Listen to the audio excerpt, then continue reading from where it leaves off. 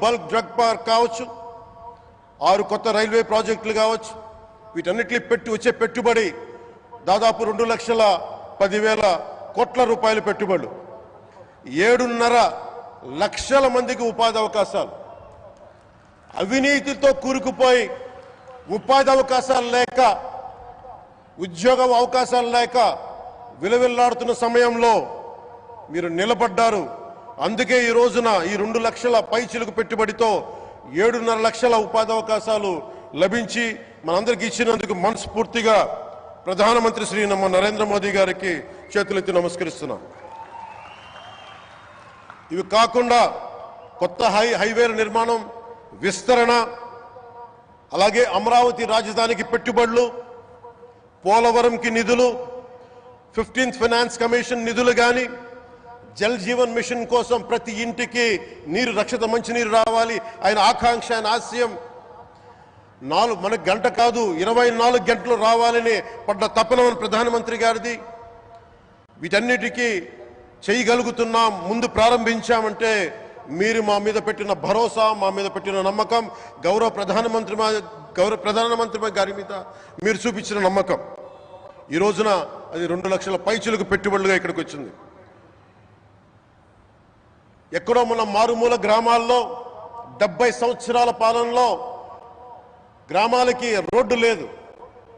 ప్రధానమంత్రి సడక్ యోజన కింద ఈ రోజున మనం మారుమూల గిరిజన గ్రామాల్లో కూడా రోడ్లు వేయగలుగుతున్నామంటే దానికి ముందుండి మాకు వెన్నుతట్టి మాకు నిధులు సమకూరుస్తుంది నరేంద్ర మోదీ గారు.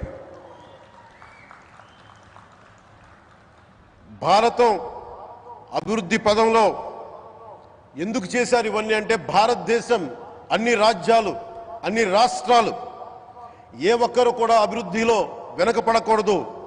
అది మనకి తెలంగాణ కావచ్చు, ఆంధ్రప్రదేశ్ కావచ్చు, ఆంధ్రప్రదేశ్లోని ఉత్తరాంధ్ర, రాయలసీమ, మనకి కోస్తాంధ్ర కావచ్చు, ఎక్కడా కూడా ఏ ప్రాంతం కూడా వెనుకపడకూడదు. అభివృద్ధిలో అందరికీ సమాన వాటా ఉండాలని చెప్పే ఈరోజు ఇన్ని పెట్టుబడులు.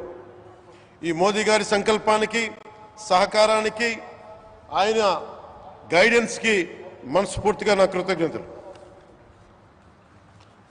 5 ఏళ్ల అవినీతి అరాచక పాలనలో ఆంధ్రప్రదేశ్ అంధకారంలో కూరుకుపోయినప్పుడు ఆ రోజున మన ముందుకొచ్చి మేము ఎన్డీఏ కూటమితో మనం నిలబెడదాం, ఆంధ్రప్రదేశ్ ప్రజల ఆకాంక్షలు నిలబెడదాం, అభివృద్ధి పథంలో నడిపిద్దామని చెప్పి ఆ రోజు ఆశాజ్యోతిలో నిలబడ్డారు.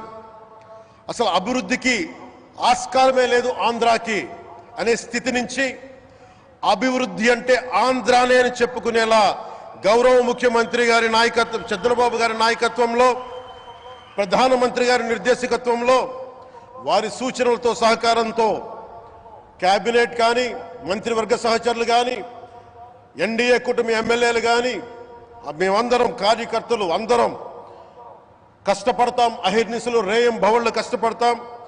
దేశ ప్రగతిలో భాగస్వామ్యులు అవుతాం. మేము ప్రధానమంత్రి గారికి అండగా ఉంటామని తెలియజేసుకుంటూ, ఆంధ్రప్రదేశ్లో ఉన్న ఆంధ్రాకి వెలుగుతో నింపుతున్న మీ నిండు హృదయానికి నా హృదయపూర్వక కృతజ్ఞతలు తెలియజేసుకుంటున్నాను. మరోమారు మీ అందరికీ ధన్యవాదాలు తెలుపుకుంటూ, నమ్మకం పెట్టారు. మీరు పెట్టిన నమ్మకానికి ఈ రోజున 2 లక్షల పైచిలకు పెట్టుబడులు తీసుకొచ్చాం.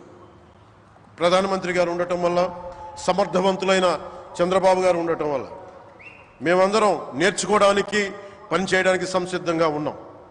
సో మీరందరూ ఇదే సహకారం ఇవ్వాలని మనస్ఫూర్తిగా కోరుకుంటూ, ఆ భగవంతుడు, ఆ లక్ష్మీ నరసింహుడు ఈ దేశాన్ని మరింత ప్రగతి పదంలో నడిపించేలా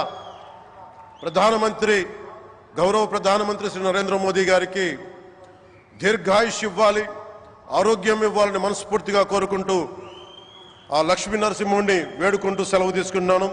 జై భారత్, జై హింద్.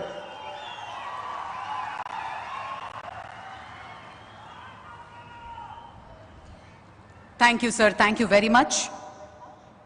మరి అలాగే నిత్య యువకులు ఆయన, విశ్రాంతి అన్నది ఆయన డిక్షనరీలోనే లేదు. నిత్యం పాలన, అభివృద్ధి,